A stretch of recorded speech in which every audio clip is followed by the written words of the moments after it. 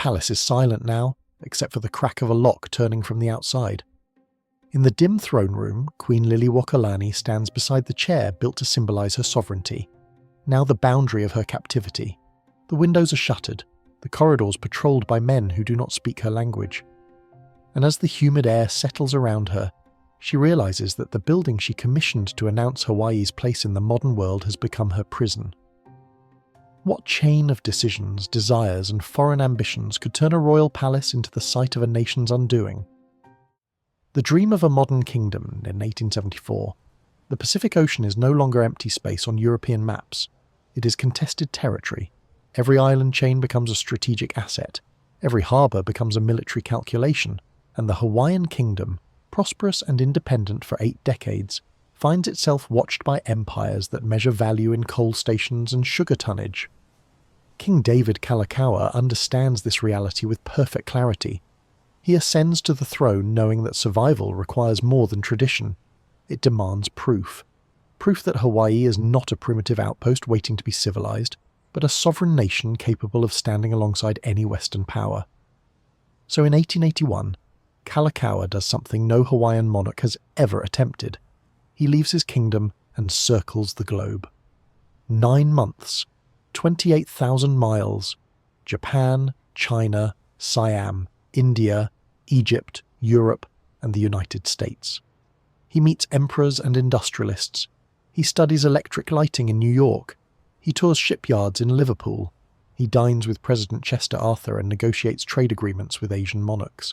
And everywhere he goes, he asks the same questions. How do you modernize without losing your sovereignty? How do you prove your legitimacy to powers that assume you have none? The answer, he decides, is visible power. Not military might. Hawaii's population of 50,000 cannot field an army that frightens anyone, but architectural power, technological power, the kind of grandeur that announces to every diplomat and businessman who sets foot in Honolulu, this is a real nation. These are real negotiations. This throne is not for sale. The palace that electricity built in. December 31st, 1879, ground breaks for ʻIolani Palace. The location is deliberate. Downtown Honolulu, where foreign consulates cluster like territorial markers. The existing palace, a modest wooden structure from the 1840s, is demolished. In its place will rise something unprecedented in the Pacific, a 4-story Renaissance Revival palace with structural steel, concrete foundations, and technological ambitions that surpass most American government buildings. The architect is Thomas J. Baker, a transplant from England who has absorbed California's Victorian exuberance. The budget is $360,000, roughly $10 million in contemporary terms. For a kingdom with annual revenue around $1 million, this is an extraordinary commitment. But Kalakaua is not building for himself alone. He is building for a political argument. The palace rises floor by floor, coral block walls quarried from reef beds, thick enough to insulate against tropical heat. Oregon fir for structural timber, shipped across 3,000 miles of ocean. Hawaiian koa wood, dense red gold, impossibly rare, shaped into grand staircases and throne room pillars. European craftsmen carve ornamental plasterwork. Local artisans weave palm fronds into decorative motifs that honour indigenous aesthetics while embracing Western architectural grammar. And then comes the electricity. In 1882, 4 years before the White House installs electric lighting, ʻIolani Palace glows. Dynamo generators power chandeliers in every stateroom. Telephone lines connect the palace to government offices downtown. Indoor plumbing feeds through cast iron pipes. Speaking tubes allow communication between floors. The throne room, crowned by a massive chandelier, can be illuminated for receptions that dazzle visiting diplomats with a simple flick of a switch. The message is unmistakable. Hawaii is not behind. Hawaii is ahead. The symbolic architecture of sovereignty. Every design choice in ʻIolani Palace is a calculated statement.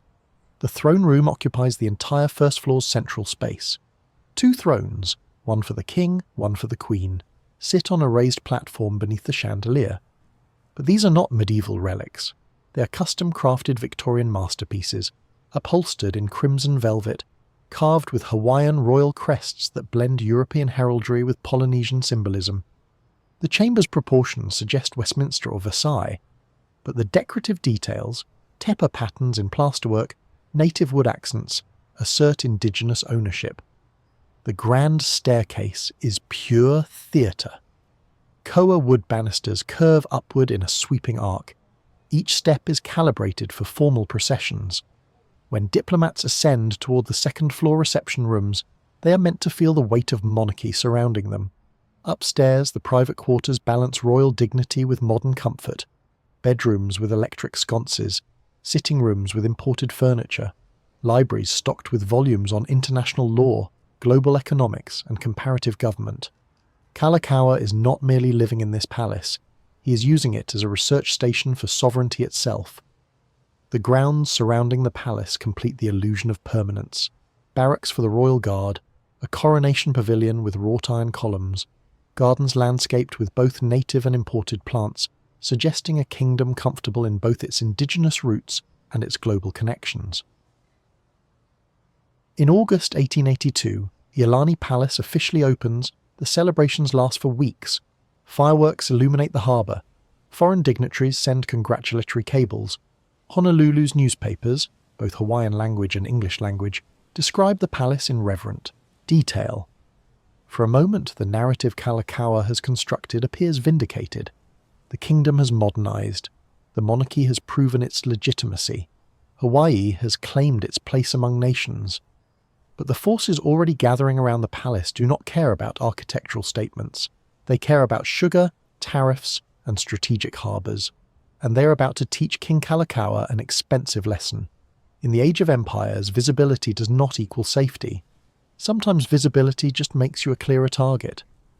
The sugar equation, to understand what happens to ʻIolani Palace, you must first understand sugar. By the 1880s, sugar is Hawaii's economic foundation. Vast plantations cover formerly agricultural valleys. Irrigation systems redirect entire watersheds. Labour contractors import workers from China, Japan, Portugal and the Philippines. Because native Hawaiians, decimated by disease, reduced to less than a third of their pre-contact population, cannot supply enough field hands. And behind this agricultural transformation stands a tight network of families. Missionary descendants mostly. Men whose fathers arrived to save souls but whose sons arrived to consolidate land. They marry into each other's families. They sit on each other's corporate boards. They control the factors, the trading companies that finance planting, process harvests, and ship product to American markets. Names like Dole, Castle, Cook, and Thurston appear repeatedly in business ledgers and political correspondence. These men are American by culture and commercial by instinct. They view Hawaii's monarchy not as sacred tradition but as political infrastructure, useful when it facilitates business, expendable when it does not.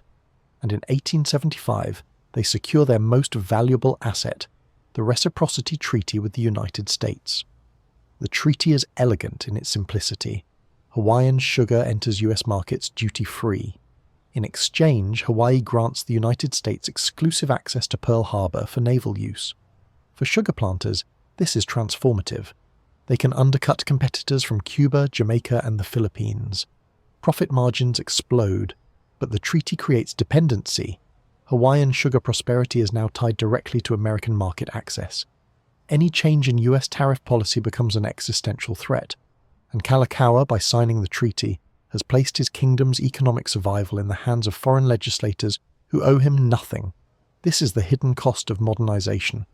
The palace may glow with electric light, but the kingdom's financial foundation rests on soil it no longer fully controls. The Bayonet Constitution. As by 1887, tension between the palace and the planter elite has reached a breaking point. Kalakaua has governed with increasing independence. He funds cultural revivals that missionary descendants view as pagan backsliding. He pursues diplomatic relationships with Asian nations, hoping to diversify Hawaii's international connections. He spends lavishly on royal ceremonies that planters consider wasteful. Most threateningly, he resists political reforms that would transfer power from the monarchy to property-owning elites. The planters, meanwhile, are terrified by economic vulnerability. Global sugar prices fluctuate. Competitors lobby Washington constantly.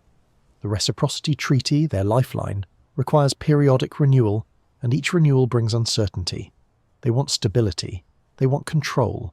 They want a government that treats Hawaii as a commercial enterprise, not a sovereign kingdom. On June 30th, 1887, the Hawaiian League, a secret organisation of businessmen and lawyers, makes its move. They are not subtle.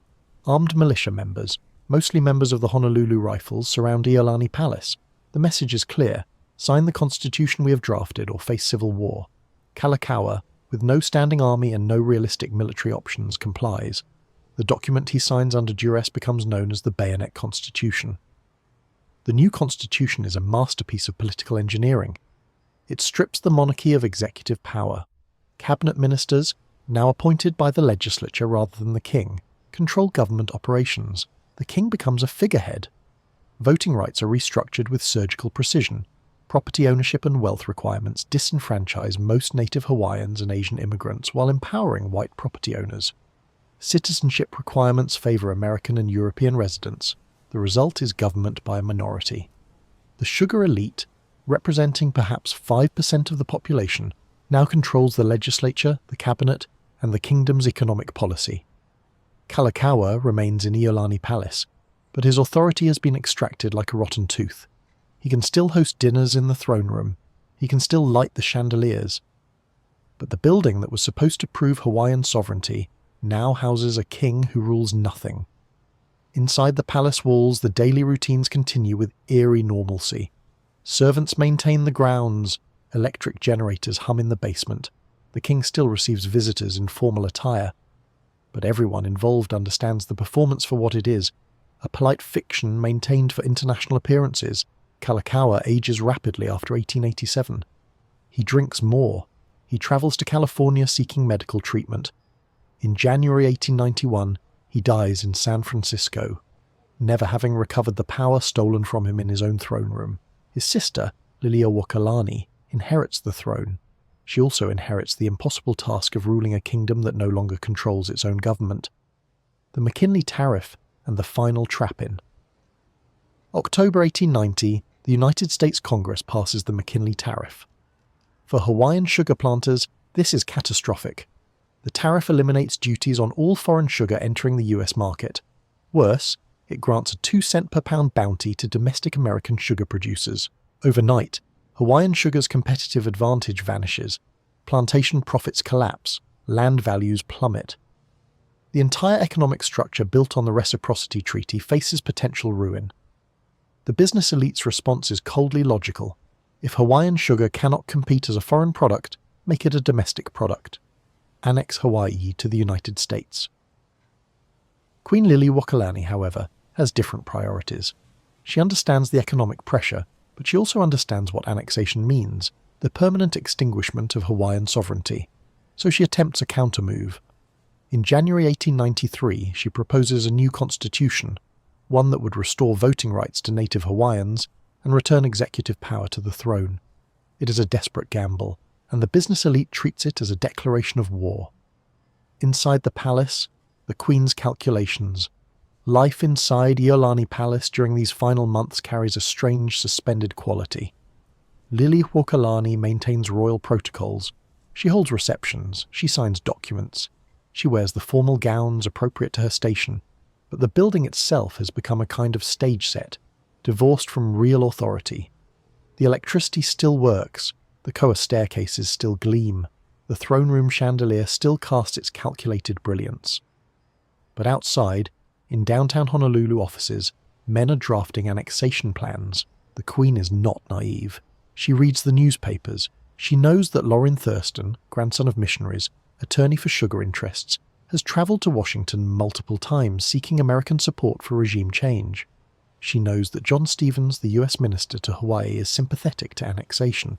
She knows that the USS Boston, a naval warship, sits in Honolulu Harbour with 162 armed Marines aboard. What she does not fully grasp is how quickly the machinery will engage. The palace keeps its routines. Meals are served in the formal dining room on imported china. The Queen's ladies-in-waiting maintain their schedules. Electric lights illuminate the building each evening, visible from ships in the harbour, a beacon of modernity that will soon become a monument to obsolescence. The sugar planters, meanwhile, are done negotiating. They have decided that the palace, the throne, and the Queen herself are obstacles to be removed, and they have decided that the United States military will help them do it. January 16th, 1893. The overthrow. The Committee of Safety meets in the afternoon. 13 men, lawyers, businessmen, sugar planters, all American or European by birth or descent. They have drafted a resolution declaring the monarchy abolished. They have written a letter requesting that US Minister John Stevens recognize their new provisional government, and they have calculated correctly that the USS Boston will provide the muscle they need. At 5 p.m., Stevens orders the Marines ashore. 162 armed men march through Honolulu's streets. They do not march toward ʻIolani Palace. That would be too obvious, too aggressive for international observers. Instead, they position themselves at ʻIolani Hale, the government building adjacent to the palace grounds, claiming they are protecting American lives and property. The message, however, is unmistakable. Armed foreign troops are now occupying the center of Honolulu. Any resistance to the Committee of Safety will face American military force. Queen Liliʻuokalani faces an impossible choice. She has perhaps 60 Royal Guard members, poorly armed, outnumbered, facing professional Marines with artillery support. She can order resistance, almost certainly triggering bloodshed that will kill native Hawaiians, while giving the United States justification for permanent occupation. Or she can yield, hope that the American government will investigate and reverse this illegal takeover, and avoid immediate violence. She chooses the latter. On January 17th, she writes a statement of surrender, but not to the Committee of Safety. She surrenders to the superior force of the United States of America and appeals directly to the US government to restore her authority. She believes, perhaps naively, that once President Harrison and Congress learn that American military power was used to overthrow a friendly sovereign nation, they will demand restoration. The Committee of Safety immediately occupies government buildings. They declare themselves the Provisional Government of Hawaii. Within 48 hours, Minister Stevens formally recognizes them. The American flag rises over buildings that housed Hawaiian sovereignty for decades, and ʻIolani Palace, built to announce Hawaii's modernity, illuminated with cutting-edge technology, furnished to impress the world's diplomats, becomes the headquarters of men who view it as captured property. The confinement. The Queen is not immediately imprisoned. For nearly 2 years, she lives under house arrest in her private residence, Washington Place. The provisional government tolerates her presence while they negotiate annexation terms with the United States. But in January 1895, a small group of native Hawaiian royalists attempts an armed counter-coup. The rebellion is poorly planned and quickly crushed, and the provisional government, now calling itself the Republic of Hawaii, sees an opportunity to eliminate the Queen as a political symbol. They arrest her on charges of treason. They claim she knew about the rebellion in advance, and they bring her back to ʻIolani Palace, not as a monarch, but as a prisoner. The building that was supposed to symbolize her sovereignty now enforces her silence. She's confined to a second-floor bedroom, a former guest room, perhaps 10 feet by 12 feet.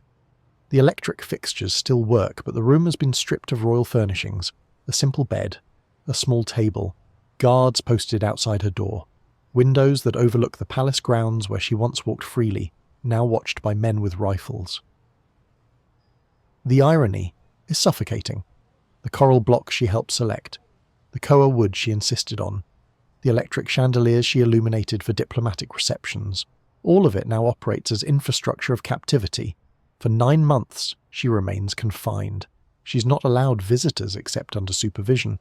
She's not allowed to leave the room except for brief exercise periods in the palace corridor. She's given no trial. Her imprisonment is administrative, designed to break her political influence rather than prove legal guilt. The provisional government forces her to sign a formal abdication, threatening to execute imprisoned royalists if she refuses. She signs. She has no choice. To pass the time, she sews, a quilt specifically. Needlework becomes her only outlet for the rage and grief she cannot express aloud. The quilt's pattern, later analysed by historians, contains hidden Hawaiian symbols. The name she embroiders on it, Liliʻuokalani, uses techniques that suggest coded messages of resistance. Every stitch is an act of defiance in a room designed to eliminate defiance. Outside her window, Honolulu continues. Ships enter the harbour. Businessmen walk to their offices. The electric grid, one of the first in the Pacific once a source of national pride, now powers typewriters drafting annexation treaties. The palace grounds become a bureaucratic complex. The throne room, where Kalakaua once received ambassadors, is converted into office space. This is how sovereignty ends, not in dramatic battle, but in administrative reconfiguration, not with flags lowered in ceremony, but with furniture removed and floors covered with linoleum.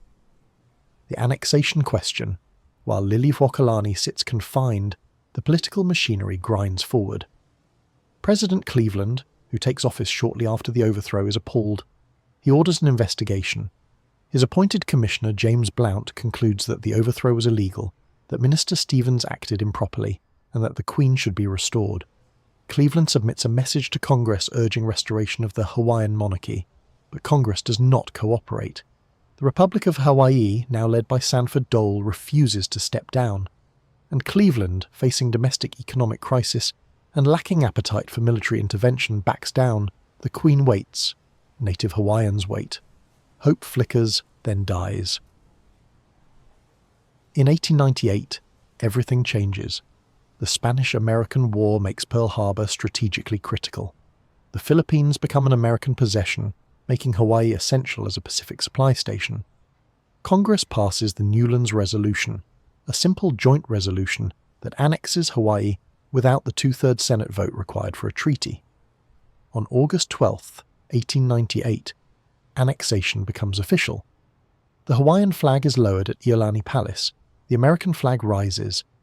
Native Hawaiians have collected petitions opposing annexation, over 21,000 signatures, representing the vast majority of the indigenous population. The petitions are ignored. The coup movement, organised resistance to annexation, is dismissed as irrelevant. The Republic of Hawaii becomes the territory of Hawaii, and Queen Liliʻuokalani, released from palace imprisonment but never restored to authority, becomes a private citizen in the land her family ruled for a century. The transformation begins. Almost immediately, ʻIolani Palace begins its descent from symbol to utility. The territorial government needs office space. The throne room's chandeliers stay, but desks replace royal furniture. Filing cabinets line walls where diplomats once stood. Typewriters clatter in chambers designed for ceremonial silence. The grand staircase becomes a route for clerks carrying paperwork between departments. The building's symbolism is deliberately erased. Royal crests are removed or covered. Hawaiian language signage disappears. The electric system, once a point of pride, now just powers bureaucratic machinery. The telephone lines installed to connect the king with his government now connect territorial administrators with Washington. DC carpets are ripped up. Linoleum is laid down, easier to maintain, cheaper to replace. The koa wood banisters are painted over. The throne room's ornate plasterwork is covered with government-issued paint in institutional beige. Portraits of Hawaiian monarchs are removed from walls and stored, or in some cases sold to private collectors.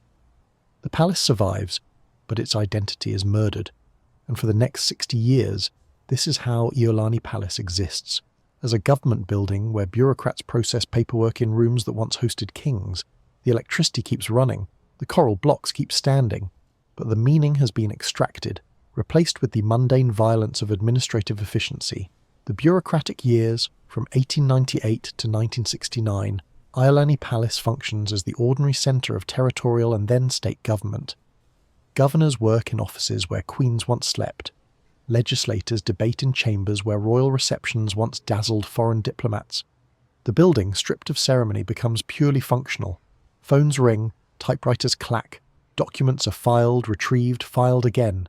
The architectural grandeur remains. You cannot demolish coral block walls or remove koa staircases without enormous expense.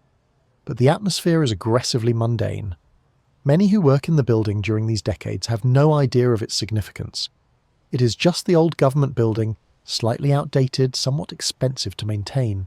The electricity works, though the original fixtures are gradually replaced with modern fluorescent tubes. The plumbing occasionally fails, 1880s infrastructure struggling with 1950s demands. The roof leaks in heavy rains. During these years, Hawaiian cultural identity exists in a strange state of suppression and persistence. The Hawaiian language is banned in schools. Traditional practices are discouraged. Native Hawaiians are a minority in their own islands. outnumbered by descendants of plantation workers, American military personnel, and mainland transplants drawn by tourism and development. But culture does not die simply because governments wish it to. Families pass down songs. Elders teach language to grandchildren in private. Hula halo continue despite official discouragement. And gradually, in the 1960s and 1970s, a cultural renaissance begins, fueled by civil rights movements, anti-colonial consciousness, and native Hawaiians determined to reclaim what was almost erased. ʻIolani Palace becomes a focal point of this revival, the Restoration Campaign. In 1962, a small group of historians, cultural practitioners, and concerned citizens form the Friends of ʻIolani Palace. Their goal is simple: restore the building to its 1882 appearance, remove the bureaucratic overlay, find the stolen furniture, return the throne room to its original configuration, transform the palace from office building back to monument. The challenge is immense. Decades of state use have damaged or destroyed original features. The throne room's carpet, custom woven with Hawaiian royal crests, was removed and discarded in the 1920s. The original thrones were sold to private collectors. Crystal chandeliers were replaced with cheaper fixtures. Walls were repainted dozens of times, covering original paint schemes and damaging plaster details. Worse, palace artifacts were scattered globally. After the overthrow, royal possessions were auctioned, stolen, or simply taken by those with access to palace storage rooms. The Queen's jewellery ended up in California estates. Furniture appeared in Honolulu homes. Books from the palace library were sold to mainland collectors. Reconstruction would require detective work across continents. In 1969, the state government finally moves out. The new state capitol building, a few hundred feet away, becomes the centre of government operations. ʻIolani Palace, for the first time in 71 years, sits empty. The restoration can begin.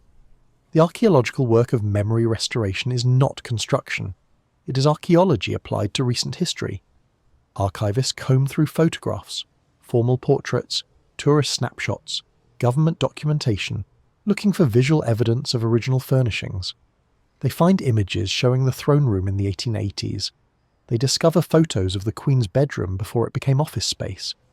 They locate pictures of the grand staircase before it was painted over. Craftspeople study these images like sacred texts. What wood species were used? What upholstery patterns? What paint colours? The goal is not approximation but precision, to make the palace look exactly as it did when Kalakaua first illuminated those electric chandeliers. Researchers track down descendants of royal servants, people who remember the palace before annexation. Elderly kupuna share memories of ceremonies, daily routines, the smell of specific flowers in specific rooms. This oral history becomes essential, a human archive more detailed than any written record. And slowly artifacts begin returning. Collectors donate furniture. Museums transfer items they recognise as palace property. Families return heirlooms they now realise were taken from ʻIolani Palace during the chaos after the overthrow. Each recovered object is a small victory against historical erasure. The original thrones are particularly difficult. One throne was purchased by a Honolulu family in the 1920s. The other surfaced in an estate sale in San Francisco. Both are tracked down, authenticated, and returned. When they are reinstalled on the raised platform in the throne room, same position, same angle as 1882, restoration workers report feeling overwhelmed by the symbolic weight. The koa wood staircases are carefully stripped of decades of paint. Beneath industrial grey and institutional beige, the original wood grain emerges, dark red, rippling, impossibly rich. Craftspeople oil and polish each baluster, each newel post, each carved detail. The wood, sealed under paint for 90 years, is remarkably preserved. The throne room chandelier requires specialised restoration. The original crystals, scattered or broken, must be replaced with period-appropriate glass.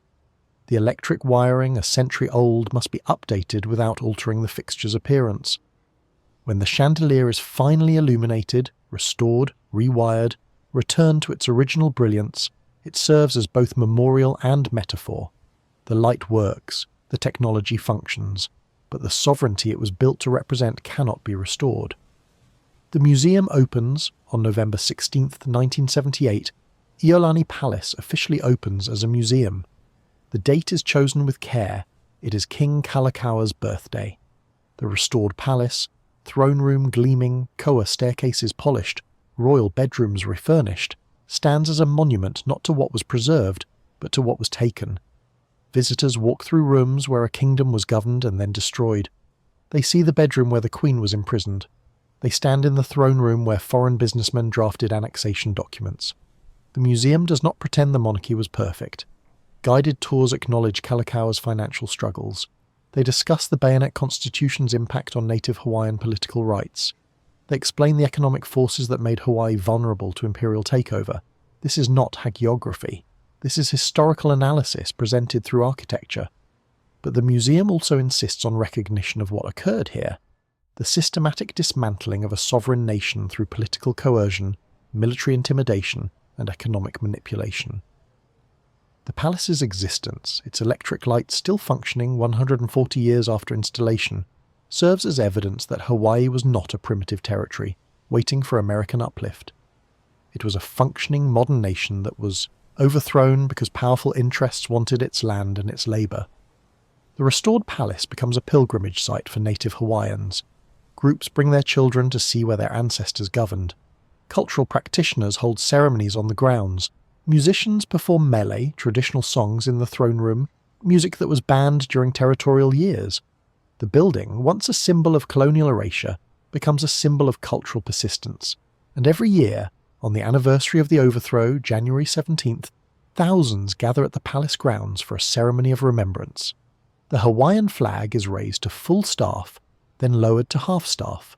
Kupuna offer prayers in Olelo, Hawaii, the Hawaiian language that schools once punished children for speaking.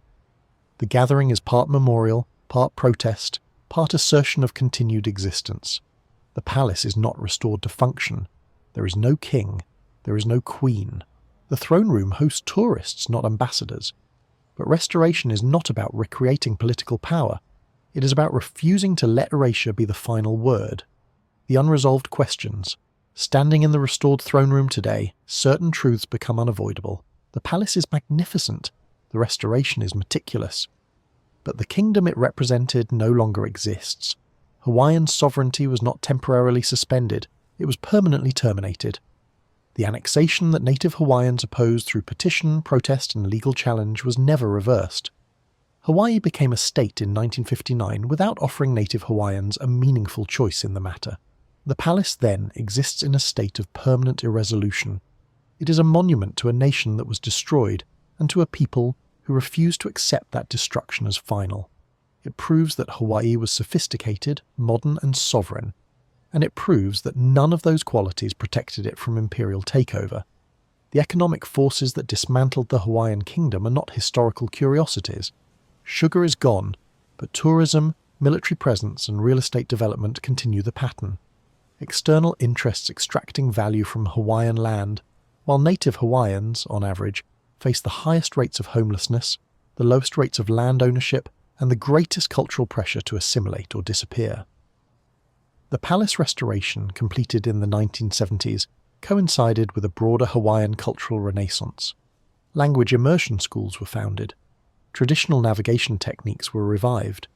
Political movements emerged calling for recognition of native Hawaiian sovereignty.